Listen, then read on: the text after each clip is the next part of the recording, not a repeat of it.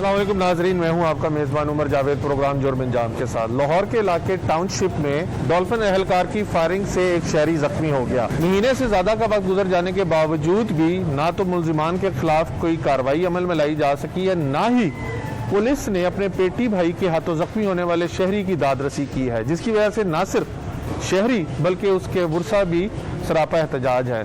जबकि बहुत सी वीडियोस मंजर आम पे आने के बावजूद जो मरकजी मुलजिम है अली भट्ट, वो ताहाल गिरफ्तार नहीं हो सका। इस हवाले से मुद्दईयों का क्या कहना है और दीगर जो सोसाइटी के स्टेक होल्डर्स हैं वो क्या राय रखते हैं, ये तमाम चीज़ें जानेंगे आज के प्रोग्राम जुर्म अंजाम में।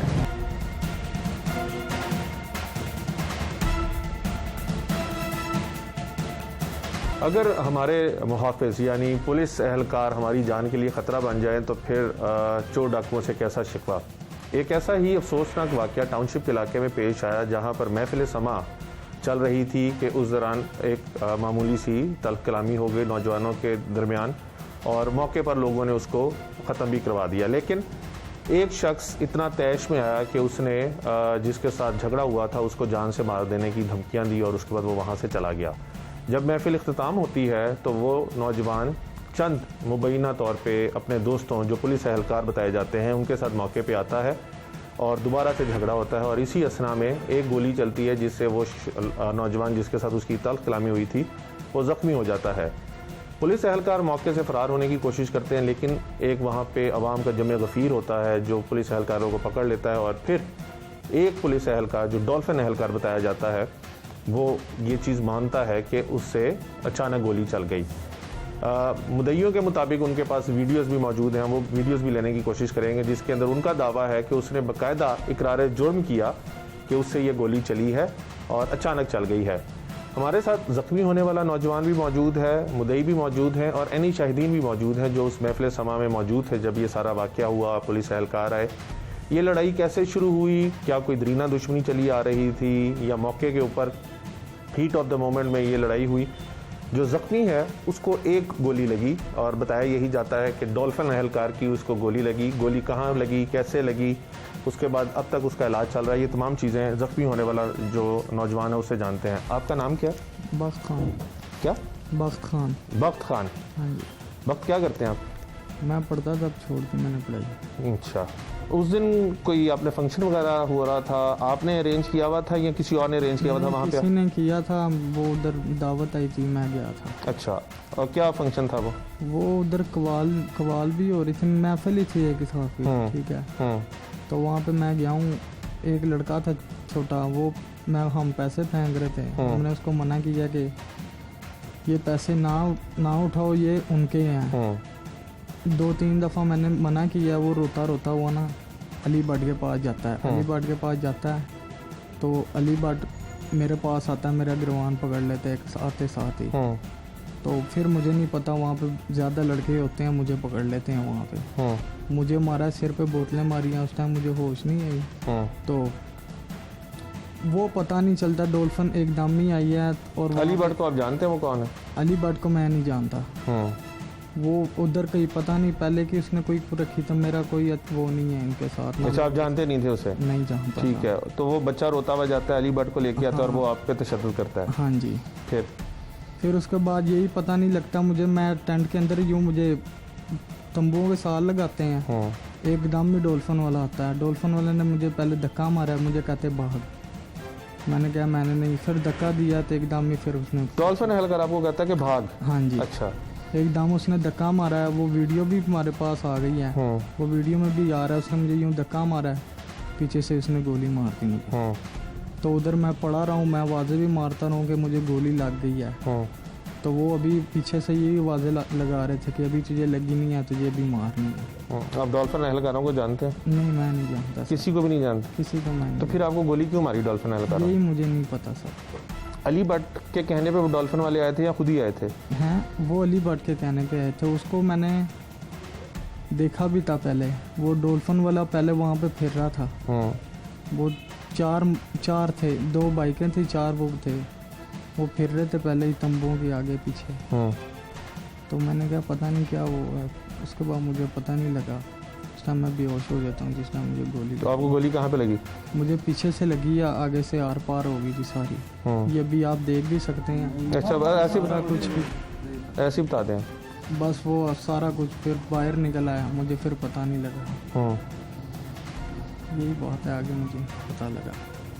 तो ये जो डॉल्फिन एहलकार थे, आप कह रहे हैं 4 आए थे, लेकिन गोली एक ने मारी, बाकियों ने उसको रोकने की कोशिश की, कुछ आपने देखा? मुझे नहीं पता लगा, बिल्कुल मुझे पता नहीं लगा। वही आवाज़ मुझे फिर जब मुझे गोली लगी थी ना, अभी मेरा कुछ वो नहीं हुआ था, मुझे ऊपर से 4 बोतलें मारियाँ, टांगे मारियाँ, इतनी मुझे होश आई है जब डॉल्फिन वालों ने। हाँ जी, वो मेरे पास भागता भागता आया, उसने वो पिस्तौल पे पता नहीं क्या उठाया, वो उसने भागने की कोशिश की है। फिर वहाँ पे वो लड़कों ने पता नहीं उसको पकड़ लिया, क्या हुआ फिर मुझे नहीं पता लगा।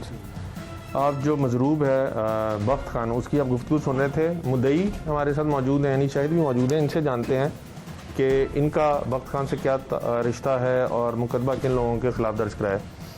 आपका नाम? जी, मेरा नाम अली मोहम्मद ख़ान है और ये 18 तारीख का वाक़या। अली, आप इनके क्या लगते हैं? मैं इनका सगा भाई हूँ। छोटे हैं, बड़े हैं? मैं सबसे बड़ा हूँ। अच्छा। तो हमने भी तैयारी की, हमने भी कहा कि हम ना महफिल पे चलते हैं, तो हम आप इनके साथ गए थे? जी बिल्कुल, हम गए थे इनके साथ। तो जब हम इसके साथ गए थे, हम दोनों उधर गए हैं, बड़े अच्छे तरीके से महफिल समाज चल रही थी। उसमें जो इलाके के जो MNA MP हैं उन्होंने भी शिरकत की, जितने भी अहले मोहल्ला, जितने भी टाउनशिप के लोग थे, उसमें महफिलें मिला। बहुत बड़ी महफिल होती है, कौन कराता है ये चमन वाले मेरे ख्याल से उनका कोई दरबार है उधर, वो ही करवाते हैं।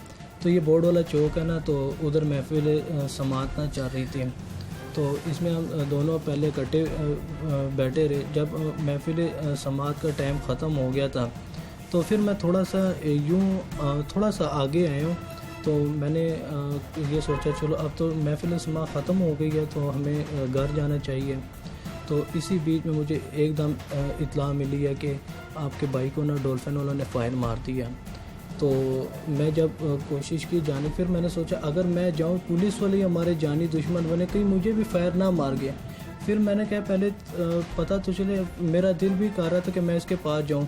फिर काफ़ी उधर लोग थे, कहता मैं पता नहीं चल रहा, अगर तुम जाओगे शायद तुम्हें शूट ना कर दें। वजह तो पता चले, हालांकि काफ़ी उधर लोग थे, मैं उनको नहीं जानता था। तो उन्होंने भी मुझे मना किया कि आप कैंडी ना जाए, हम वो करते हैं। तो उसके बाद जब डॉल्फिन वालों को उन्होंने पकड़ा, फिर मैं भी उनके पास ही जाने की फिर भी मैंने कोशिश की। कितना बड़ा जुल्म हो रहा है कि डॉल्फिन एहलकार ही मेरे भाई पे सीधा फायर कर रहे हैं।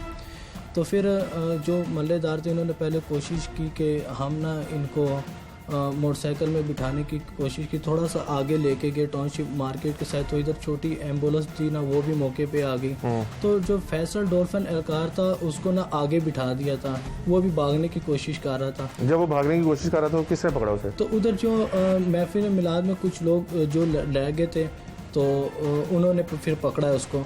पकड़ के तो फिर बाद में कहता मेरे से गलती होगी। उन्होंने कहा कि तुमने बच्चे के साथ इतना बड़ा जुल्म किया और आपने डायरेक्ट फायर मार दी। उसमें ये कह रहा है कि मेरे से गलती होगी। इधर से कुछ जो लोग थे उन्होंने ये किसने लोगों को कहा? उसने, फैसल ने? जी बिल्कुल।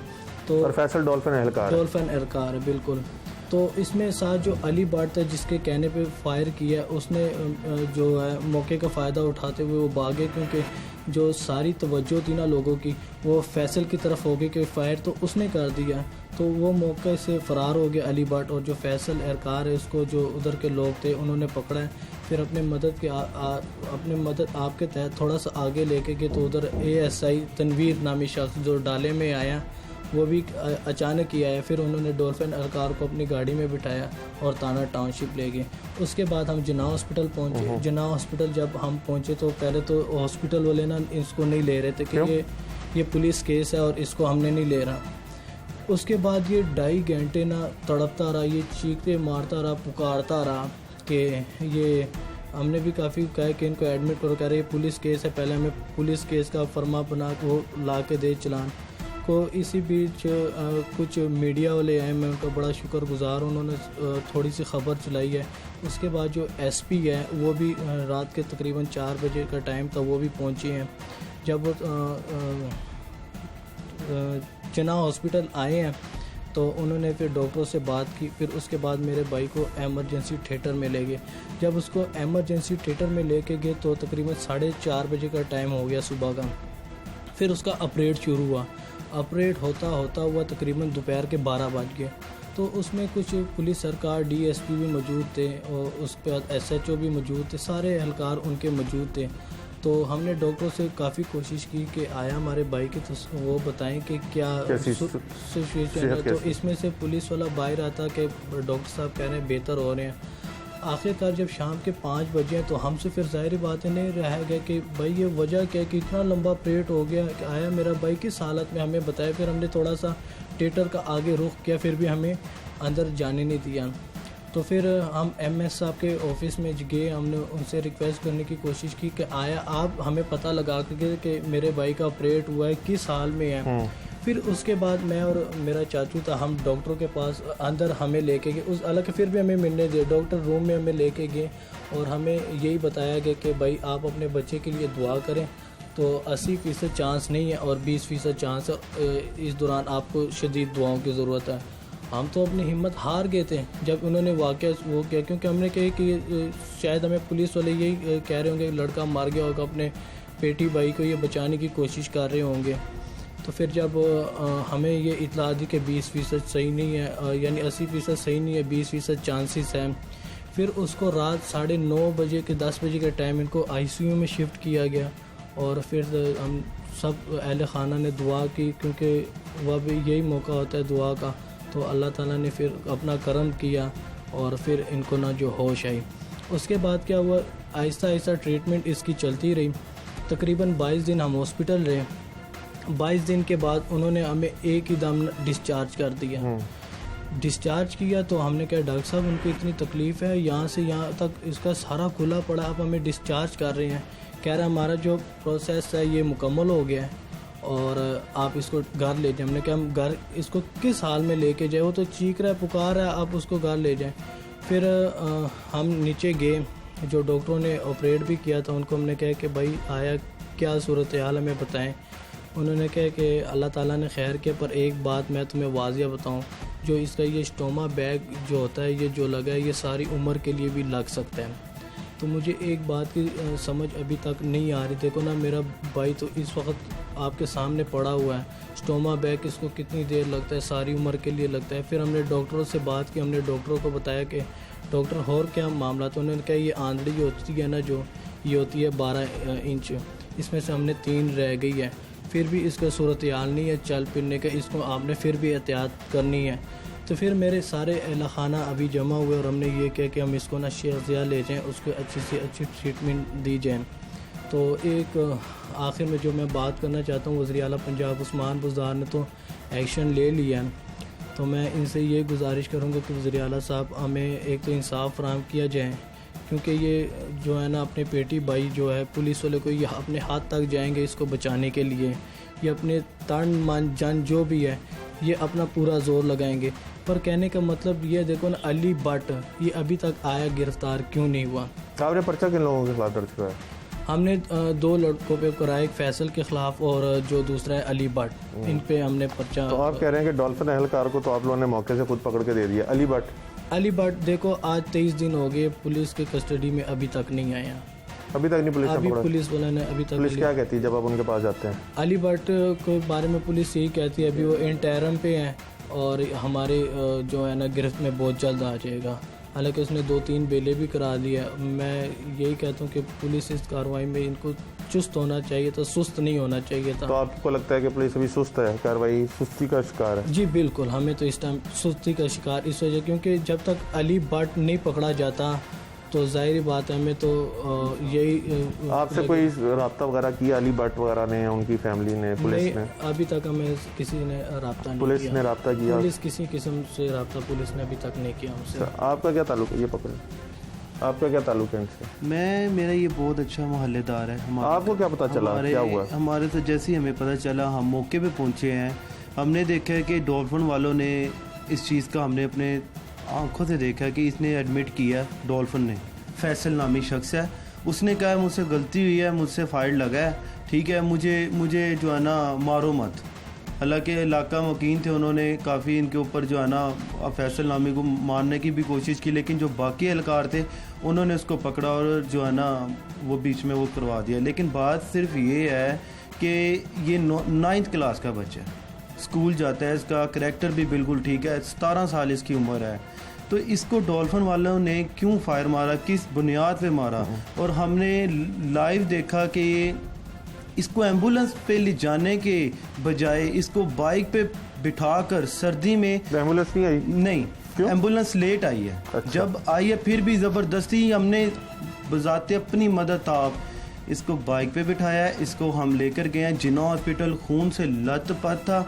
अगर वहाँ हम गए हैं वो जिन्ना हॉस्पिटल, वहाँ पे आधा घंटा डेढ़ किसी ने इसको नहीं हाथ लगाया।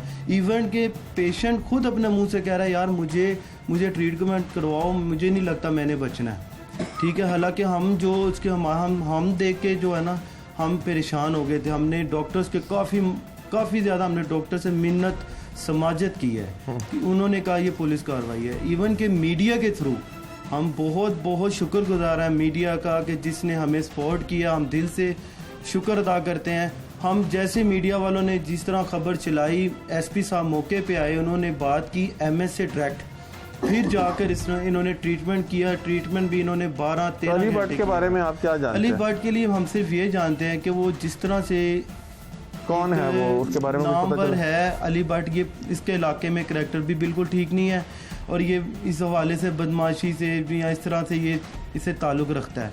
जिसने मौके पे, मुझे ये लगता है कि डॉल्फिन वाले शायद उनके दोस्त थे, उसके कहने पे डॉल्फिन वालों ने फायर मारा। लेकिन ये जैसे कह रहे हैं कि इनकी ना तो कोई दुश्मनी है ना यही कुछ, तो हम कह रहे हैं कि हमारे बच्चे की किसी से कोई दुश्मनी नहीं। लेकिन ये है कि जैसे उसने आके बताया है, उसने कहा यार अब फायर मारने के बावजूद उसने कहा रुक जा, अभी हम तुझे फायर मारेंगे, अभी नहीं मारा, अभी हम तुझे मारेंगे, बजाय उसकी मदद करने के उल्टा उसको ये कह रहे हैं। ठीक है, उसके फायर मारने के बावजूद उसके ऊपर सर पे वो बोतलें मारी गई हैं, उनको लातों से, मुक्कों से उसको घूंसे मारे गए हैं। जख्मी होने वाले नौजवान के चचा ने भी हमें ज्वाइन किया, उनसे भी बात करते हैं। माइक दीजिएगा। आप जिस तरह से सारे आप लोग बता रहे हैं कि आप लोगों की ना अली भट्ट से कोई दुश्मनी है, ना आपकी कोई पुलिस वाले से दुश्मनी है, इतना बड़ा सामने हो गया, क्या कहेंगे? सर हम तो इंसाफ के तलबगार हैं। जैसे हमें डीएसपी एसपी साहब ने कहा है कि हम आपको इंसाफ दिलवाएंगे, हमारी वज़ीर आला साहब से गुजारिश है कि हमें इंसाफ दिया जाए। जैसे इन्होंने हमें पहले दिन से यकीन दहानी कराई है और हमने भी ऐसा कोई एक्शन नहीं लिया इनके ख़िलाफ़ या गए नहीं। हम तो अपने मरीज़ पे थे, हमारा मरीज़ तो तकरीबन 3 ऑपरेट हो चुके हैं, 2 ऑपरेट होने के बाद फिर ऑपरेट किया गया है। जो कंडीशन हमने देखी है, जो ज़ख़म हमने काटे हैं, वो हमसे बेहतर कोई नहीं जानता। हमारी यही गुजारिश। तो आपको लगता है कि मुल्ज़िमान पकड़े जाएंगे और आप लोगों को इंसाफ मिलेगा? मैं तो ये समझता हूँ कि 1 महीना हो गया कि अली भट्ट इनसे नहीं पकड़ा जा रहा। अली भट्ट के बदले कोई गरीब आदमी होता अभी तक उसको कांप कर पहुँचा देते ये लोग। वो इतना ताकत में है कि ये फिर रहा है और ये नहीं पकड़ सके। डॉल्फिन एहलकार की फायरिंग से नौजवान जख्मी होता है और सारी बात आपने सुनी कि डॉल्फिन एहलकार वहाँ पे मुबैना तौर पे अली भट्ट के कहने पे आए थे और फिर उन्होंने फायर करके इस नौजवान को ज़ख्मी कर दिया। 1 महीने से ज़्यादा का वक्त गुजर चुका है। अली भट्ट को पुलिस पकड़ने से कासिर है, वो ज़मानत के ऊपर है और पुलिस उसकी ज़मानत भी कैंसिल नहीं करवा पा रही और इनको शक है कि इस चीज़ का मुल्ज़िमान को फ़ायदा मिलेगा और इनको लगता है कि जो इंसाफ के तकाजे पूरे होने चाहिए अपने पेटी भाई को सज़ा दिलवाने के लिए और इस मुल्ज़िम को गिरफ़्तार करने के लिए वो पूरे नहीं किए जा रहे। क्या वजह है कि इस तरह के वाक़यात हमारे माशरे में रोनमा हो रहे हैं, ये भी जानने की कोशिश करेंगे और कोशिश करेंगे कि पुलिस अफसरान से भी जान सकें कि अगर एक आम शहरी को पुलिस एहलकार ने फायर करके ज़ख्मी कर दिया है तो क्यों अब तक कार्रवाई जो आम मुल्ज़िमों के ख़िलाफ़, मुजरिमों के ख़िलाफ़ की जाती, क्यों कार्रवाई पुलिस एहलकार के ख़िलाफ़ अभी तक नहीं की गई।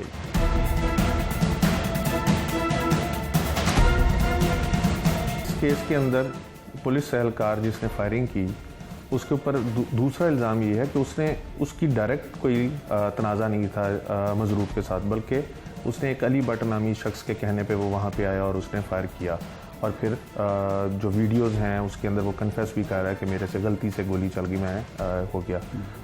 मुद्दई कहते हैं कि जो अली भट्ट जो मेन एक्यूज़ है, जो मरकज़ी मुल्ज़िम है, उसकी 1 माह से ज़्यादा वक्त गुजर जाने के बावजूद पुलिस इंटरम जो है, जो बेल है, वो कैंसिल नहीं करा पा रही।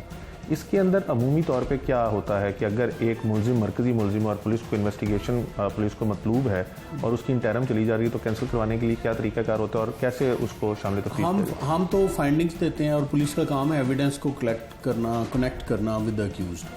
वो हम इस केस को भी हम देख रहे हैं क्योंकि हमारी फाइंडिंग्स उसके बारे में तो कैटेगोरिकली आ चुकी हुई हैं और हमने मेरा ख्याल में उसको बेल कैंसिलेशन के लिए भी मूव किया था, लेकिन फ़िलहाल उसकी फिर एक्सटेंड होगी बेल, तो वो कोर्ट पे डिपेंड करता है। हम इंशाल्लाह ताला कोशिश ये करेंगे कि जो भी इसमें कसूरवार हुआ, उसका एक वर्जन डिफरेंट है डॉल्फिन का, ऑफ कोर्स उसका भी हमने दरियाफ्त में शामिल ज़रूर करना है वर्जन, जो वो कह रहा है कि जी मैं किन हालात में, किन सर्कमस्टांसेस में वहाँ पे एज फर्स्ट रिस्पॉन्डर गया, उसका कोई डायरेक्टली उनसे ताल्लुक़ तो नहीं था, लेकिन और कैसे इमर्ज हुए वो सर्कमस्टांसेस और उसमें मुझे ये हमें ये काम करना पड़ा, उसको भी हम शामिल कर रहे हैं, लेकिन ऑफ कोर्स हम बेल कैंसिलेशन के लिए मूव करेंगे। डायरेक्टली आपसे रेलिवेंट नहीं है, लेकिन बीइंग ए पुलिस ऑफिसर आपने ज़िलों को भी हेड किया, किन सर्कमस्टांसिस के अंदर पुलिस फायरिंग कर सकती है और अगर इस तरह का कोई वाकया हो जाए जिसके अंदर उनकी डायरेक्ट लेन देन कोई ना हो लेकिन वो किसी के वहाँ पे फायरिंग कर दें, उसकी क्या SOPs हैं? कानून में एक राइट ऑफ सेल्फ डिफेंस है और लॉफुल एक्ट्स की फर्दरेंस में कोई भी एक्शन पुलिस ऑफिसर ले रहा हो, PPC के अंदर उसकी एक एक्सेप्शन मौजूद है।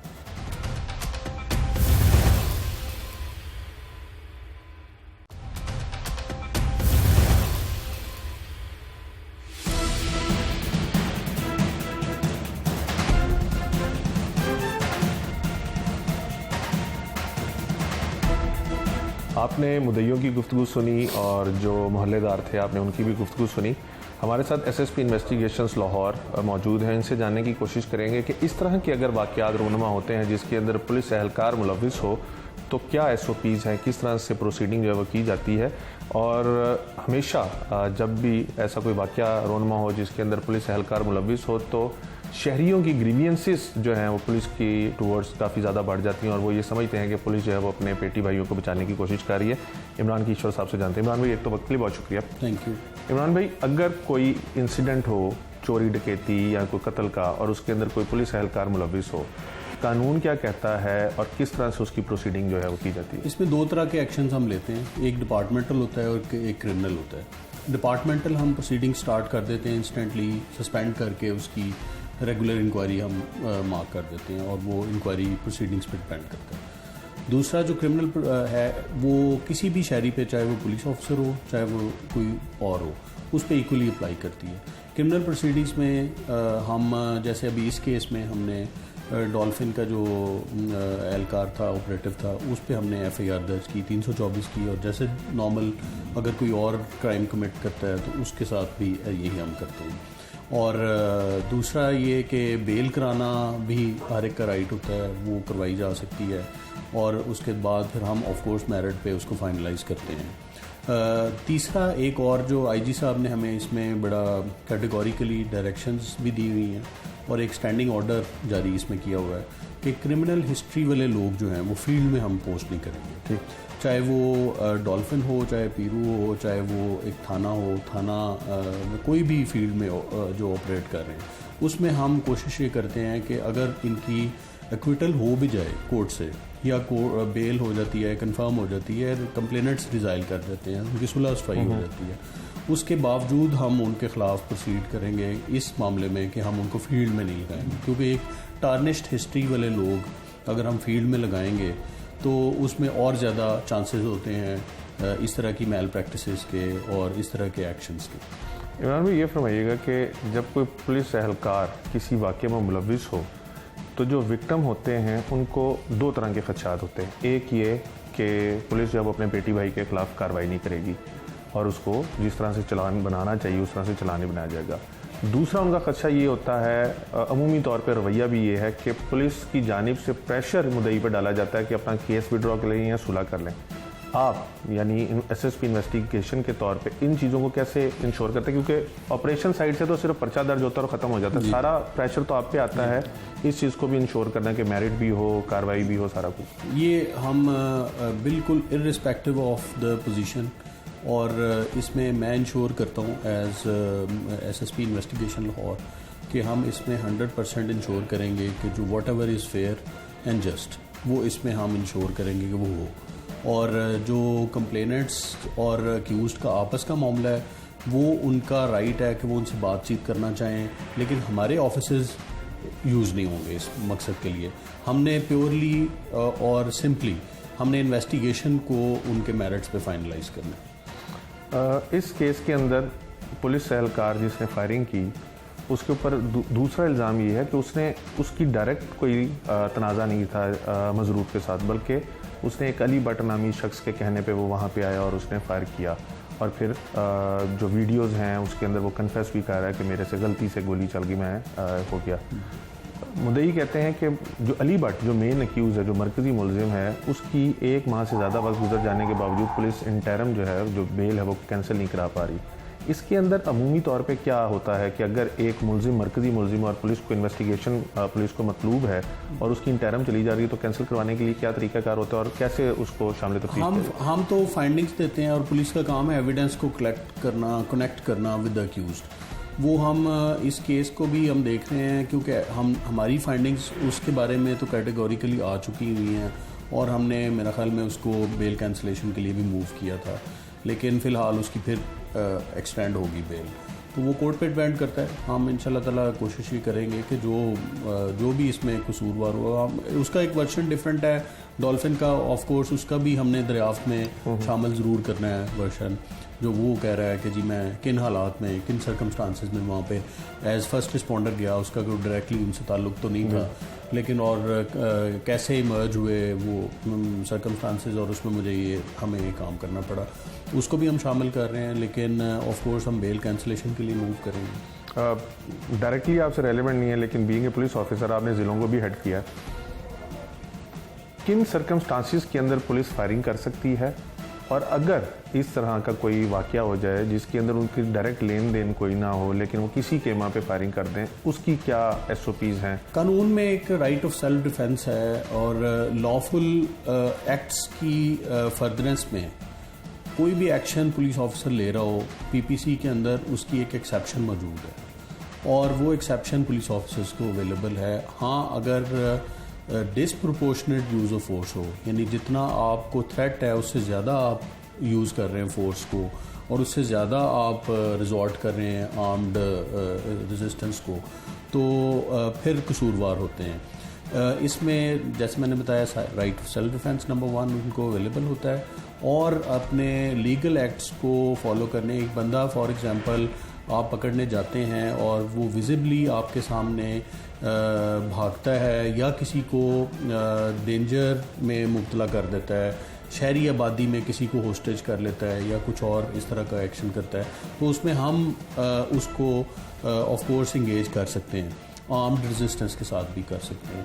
तो ये ऑफ कोर्स हमारे पास रेमेडीज़ होती हैं, लेकिन हम उसमें सबसे इम्पॉर्टेंट जो मैंने प्रिंसिपल देखा है, रूल ऑफ थंब है, वो प्रोपोर्शनेट यूज़ ऑफ फोर्स है। अगर थ्रेट के मुताबिक है तो ठीक है, अगर थ्रेट से ज़्यादा आपने किया है तो वो एग्रेशन है। लास्ट इस केस में मेरिट को कैसे इंश्योर करेंगे? 100% जैसे मैंने आपको बताया है, हम देखेंगे कि जो एविडेंसेस ऑन रिकॉर्ड अवेलेबल हैं, जैसे वीडियो एविडेंस है, इसके अलावा लोकल विटनेसेस हैं, अगर वो उसी तरह से अपनी जो विटनेसेस और टेक्निकल एविडेंस मैच करते हैं उसके मुताबिक हम इस मुकदमे को चलान करेंगे। बहुत शुक्रिया। SSP इन्वेस्टिगेशंस लाहौर इमरान कीश्वर साहब हमारे साथ मौजूद थे और इनका यही है कि इस तरह के तमाम केसेस जिसके अंदर इस नौयत के केसेस हों, जिसके अंदर पुलिस एहलकार मुलविस हो या वो कोई ऐसा हीनियस क्राइम हो, तो वो इसकी सुपरविजन खुद करते हैं। और इस केस के अंदर भी वो कह रहे हैं कि ना सिर्फ वो मेरिट इंश्योर करेंगे बल्कि डिपार्टमेंटल एक्शन जो है वो भी स्टार्ट कर दिया गया है एहलकार के ख़िलाफ़ और उसको अलहदा सज़ा मिलेगी और जो उसने इक़दाम किया है शहरी के ऊपर गोली चला के, उसके मुताबिक उसको सज़ा दिलवाने की भी कोशिश की जाएगी।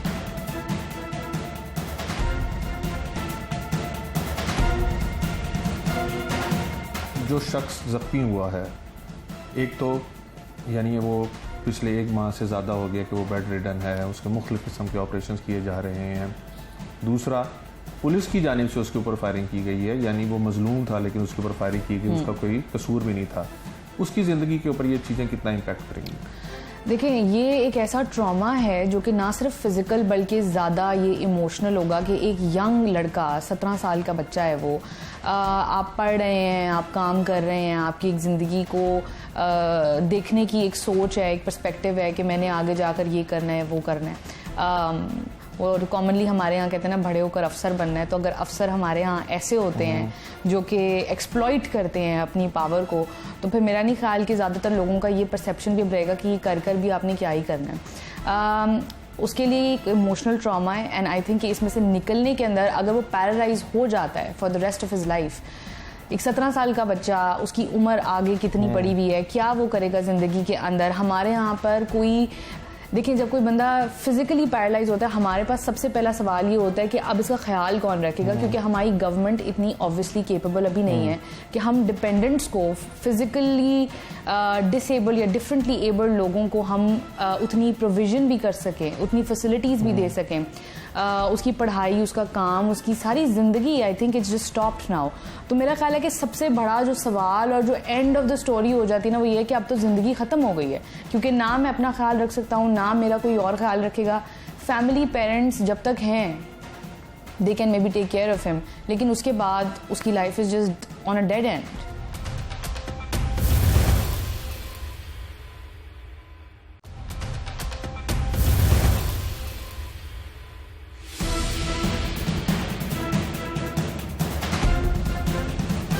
आपने ज़ख्मी होने वाले नौजवान की गुफ्तगू सुनी और उसके बुरसा की भी गुफ्तगू सुनी। उनको नहीं मालूम कि पुलिस वालों ने अली भट्ट नामी शख्स का क्यों साथ दिया और क्यों उसको गोली मार के ज़ख्मी किया, जबकि पुलिस अफसरान तो यही कह रहे हैं कि वो मेरिट को इंश्योर करने की कोशिश करेंगे। लेकिन क्या वजह है कि पराई लड़ाई में पुलिस एहलकार ने जंपिंग किया और उसको लड़के को गोली मार दी। अब उसका कैरियर भी दाव पे है, उसको सज़ा भी हो सकती है, महकमाना तौर पे भी उसके खिलाफ कार्रवाई जो है वो अमल में लाई जा रही है। हमारे नफ़सात हमारे साथ मौजूद हैं, इनसे जानने की कोशिश करेंगे कि ये लोगों को क्या होता जा रहा है कि यहाँ पर अपने मसले ज़िंदगी के जो वो इंसान हल नहीं कर पा रहा, तो दूसरे के मसाइल में जाकर खुद को क्यों ऐसे उलझाया जा रहा है। मेरी वक्त के लिए शुक्रिया। एक लड़ाई के अंदर पुलिस एहलकार आता है, पुलिस एहलकार गोली चलाता है, बंदा ज़ख्मी हो जाता है, उसको ये मालूम भी है कि उसकी पिस्टल से चली हुई गोली जो है वो उसको किसी भी सज़ा की हद तक लेके जा सकती है। क्यों वो ऐसा करेगा? Psychology of power. जब हमें पता है कि मेरी पावर, पोजीशन, अथॉरिटी जो है वो इतनी है कि मुझे कोई रोक नहीं सकता, और अगर मैं कहीं वॉक इन करता हूँ तो अनफॉर्चुनेटली ऐसी सिचुएशन है कि मेरे रुतबे, मेरे यूनिफॉर्म, मेरे जो स्टेचर है सोसाइटी के अंदर, उसकी वजह से कोई मुझ पर हाथ नहीं डाल सकता, तो ऑटोमेटिकली एक सेंस ऑफ पावर आ जाती है ना आप में, कि आपको पता है कि कोई मेरा कुछ बिगाड़ नहीं सकता अनलेस कोई ऐसी सिचुएशन हो जाए जिसके अंदर मेरे से भी ज़्यादा पावरफुल कोई आ जाता है। आप जिस केस की बारे में बात करें, जो डिटेल्स आप दे रहे हैं, उसके अंदर जैसे बता रहे हैं कि जैसे एक बंदा जो है वो जाता है और वो एक हीरोइक एक्ट एक किस्म का करता है कि बच्चे ने जाकर कंप्लेन की है, वो आकर एक तरफ से उसको बचाने की या उसकी साइड लेने की कोशिश कर रहा है। लोगों में ये इंप्रेशन जमाने की कोशिश है कि जी मैं कोई चीज़ हूँ और अगर मैंने ये काम कर दिया या कह दिया तो मैं इसको अंजाम तक भी पहुँचाऊँगा। उसके बाद जब वो पुलिस ऑफिसर आता है जो कि अपेरेंटली उसका दोस्त है, हमारे यहाँ अगर आप देखें तो हम दोस्तियाँ निभाने के लिए भी कई दफ़ा ऐसी चीज़ें करते हैं जो कि शायद आप नॉर्मल सिचुएशन में नहीं करेंगे, लेकिन जस्ट बिकॉज आपको एक दोस्त ने कह दिया, और हम अनफॉर्चुनेटली मर्द हजरात में ये काइंड ऑफ एक ईगो चीज़ जो है वो ज़्यादा देखते हैं कि अगर किसी ने कह दिया तो वो अपनी पावर डिस्प्ले करने के लिए, अपनी पोजीशन को डिस्प्ले करने के लिए वो उसी तरीके से उसके साथ खड़े होंगे कि जैसे वो उसको मैनिपुलेशन के साथ साथ उसको पंप भी उसी तरह से कर रहे होंगे। तो I think it was mostly ये जो बता रहे हैं आप, इट्स पावर जिसको उन्होंने एग्जिबिट करने की कोशिश की है। जो उसका फ्यूचर है, देखें जब आप कोई एक्ट कर रहे होते हैं तो उसके कॉन्सिक्वेंसेस भी तो आते हैं। पुलिस एहलकार अगर किसी बंदे की इमा पे आके, यानी किसी के कहने पे आके फायर करके किसी शख्स को, शहरी को ज़ख्मी कर देता है, तो डेफिनेटली उसको उन कॉन्सिक्वेंसेस में से गुजरना पड़ता है। जैसे अब वो मअतल हुआ है, कोशिशें कर रहा होगा सुलह हो जाए, अगर सुलह नहीं होती तो 302 में वो चार्ज होगा, डिपार्टमेंट से, नौकरी से भी जाएगा। तो क्या दोस्ती आपको ये सारा कुछ करने पे मजबूर कर देती है या इंसान उस टाइम अपनी सूझबूझ को बैठता है? मेरा ख्याल है कि जिस किस्म की सिचुएशन ये है उसके अंदर मुझे नहीं लगता कि वो उन्होंने इतना लॉन्ग टर्म सोचा भी होगा कि इसका कॉन्सिक्वेंस क्या होगा। जिस तरह से पैन आउट की हैं चीज़ें कि आपको एक सिंपल सी कंप्लेन आई है, मामला भी कोई इतना मुश्किल नहीं है, जिसके अंदर एक बच्चे को टीज़ करके या उसको मार के भेजा गया कि ये जो तुम कर रहे हो ये ना करो। मेरा नहीं ख्याल कि उसने ये भी सोचा होगा कि इवेंचुअली मैं इसको ऐसे गोली मारूंगा जो कि बच्चे की जो है पैरालाइज हो जाएगा वो, और इतना बड़ा एक केस बन जाएगा इसके ऊपर। लेकिन ये है कि long term I don't think इसके अंदर कोई थिंकिंग भी होगी इवन। जो शख्स ज़ख्मी हुआ है, एक तो यानी वो पिछले 1 माह से ज़्यादा हो गया कि वो बेड रिडन है, उसके मुख्तलिफ़ किस्म के ऑपरेशन किए जा रहे हैं। दूसरा, पुलिस की जानिब से उसके ऊपर फायरिंग की गई है, यानी वो मजलूम था लेकिन उसके ऊपर फायरिंग की गई, उसका कोई कसूर भी नहीं था। उसकी ज़िंदगी के ऊपर ये चीज़ें कितना इम्पैक्ट करेंगी? देखिए, ये एक ऐसा ट्रॉमा है जो कि ना सिर्फ फिजिकल बल्कि ज़्यादा ये इमोशनल होगा कि एक यंग लड़का, 17 साल का बच्चा है वो, आप पढ़ रहे हैं, आप काम कर रहे हैं, आपकी एक ज़िंदगी को देखने की एक सोच है, एक पर्सपेक्टिव है कि मैंने आगे जाकर ये करना है वो करना है। और कॉमनली हमारे यहाँ कहते हैं ना, बड़े होकर अफसर बनना है। तो अगर अफसर हमारे यहाँ ऐसे होते हैं जो कि एक्सप्लॉइट करते हैं अपनी पावर को, तो फिर मेरा नहीं ख्याल कि ज़्यादातर लोगों का ये परसेप्शन भी रहेगा कि ये कर भी आपने क्या ही करना है। उसके लिए एक इमोशनल ट्रॉमा है, एंड आई थिंक कि इसमें से निकलने के अंदर अगर वो पैरालाइज हो जाता है for the rest of his life, एक 17 साल का बच्चा, उसकी उम्र आगे कितनी पड़ी हुई है, क्या वो करेगा ज़िंदगी के अंदर। हमारे यहाँ पर कोई, देखिए, जब कोई बंदा फिजिकली पैरालाइज होता है, हमारे पास सबसे पहला सवाल ये होता है कि अब इसका ख्याल कौन रखेगा, क्योंकि हमारी गवर्नमेंट इतनी ऑब्वियसली केपेबल अभी नहीं है कि हम डिपेंडेंट्स को, फिजिकली डिसेबल या डिफरेंटली एबल्ड लोगों को हम उतनी प्रोविजन भी कर सकें, उतनी फैसिलिटीज़ भी दे सकें। उसकी पढ़ाई, उसका काम, उसकी सारी ज़िंदगी, I think it's just stopped now. तो मेरा ख्याल है कि सबसे बड़ा जो सवाल और जो एंड ऑफ द स्टोरी हो जाती है ना, वो ये है कि अब तो ज़िंदगी ख़त्म हो गई है, क्योंकि ना मैं अपना ख्याल रख सकता हूँ, ना मेरा कोई और ख्याल रखेगा। फैमिली, पेरेंट्स जब तक हैं, they can may be take care of him, लेकिन उसके बाद उसकी life is just on a dead end. सही। मामूली सी गलती जो है वो किसी की भी ज़िंदगी ख़राब कर सकती है, और कुछ शायद ऐसा ही उस दिन हुआ होगा कि महफ़िल समा के बाद इनकी लड़ाई हुई, और लड़ाई में अली भट्ट नामी मुलजिम, जो अभी तक पुलिस की गिरफ्त में नहीं आ सका, वो अपने पुलिस वाले दोस्तों को बुला लाया और उन्होंने वहाँ पर जज्बात में आके गोली चला दी जो उस लड़के को लग गई। अब वो बेशक, अब उनके वीडियो बयान जो आपने प्रोग्राम में सुने भी होंगे, वो कह रहे हैं कि उनसे गलती हो गई है, लेकिन एक लड़के की ज़िंदगी जो है वो बर्बाद हो गई, और वो 1 माह से ज़्यादा हो गया है कि मुख्तलिफ ऑपरेशन उसके हो रहे हैं और वो चलने फिरने से कासिर है, और उसके घर वाले भी परेशान हैं। दूसरी जानिब पुलिस की जानिब से अगर ये एक्ट किया जाए तो एक माशरे के ऊपर बड़ा नेगेटिव इम्पैक्ट इसका पड़ता है। आपने अफसर के मुंह से भी सुना कि SSP इन्वेस्टिगेशन कहते हैं कि वो इंश्योर कर रहे हैं कि पुलिस की जानिब से कोई प्रेशर जो है वो बिल्डअप ना किया जाए मुद्दइयों के ऊपर कि वो सुलह कर लें या केस अपना वापस ले लें, और इसको इंश्योर करेंगे कि मेरिट पे। और उनका कहना है कि बाकायदा ये ट्रेनिंग भी कराई जाती है कि किस मौके पर आपने गोली चलानी है, और अगर इसके अंदर गलती पाई जाती है पुलिस एहलकार की, जो कि अपेरेंटली नज़र भी आ रही है, तो उसके मुताबिक उसको सख्त से सख्त सज़ा जो दिलवाई जाएगी। लेकिन अगर पुलिस एहलकार निहत्ते शहरियों पर इस तरह से गोलियां चलाएंगे तो फिर चोरों डाकुओं से कैसा शिकवा। पुलिस को चाहिए कि वो अपने महकमे में मौजूद ऐसी काली भेड़ों का सख्त से सख्त जो है उनके खिलाफ कार्रवाई करें, ताकि आइंदा कोई ऐसा इकदाम ना उठाए। आज के प्रोग्राम से टीम जुर्म इंजाम और अपने मेज़बान उमर जावेद को इजाज़त दीजिए। अगले प्रोग्राम में मुलाकात होगी। अल्लाह के बाद।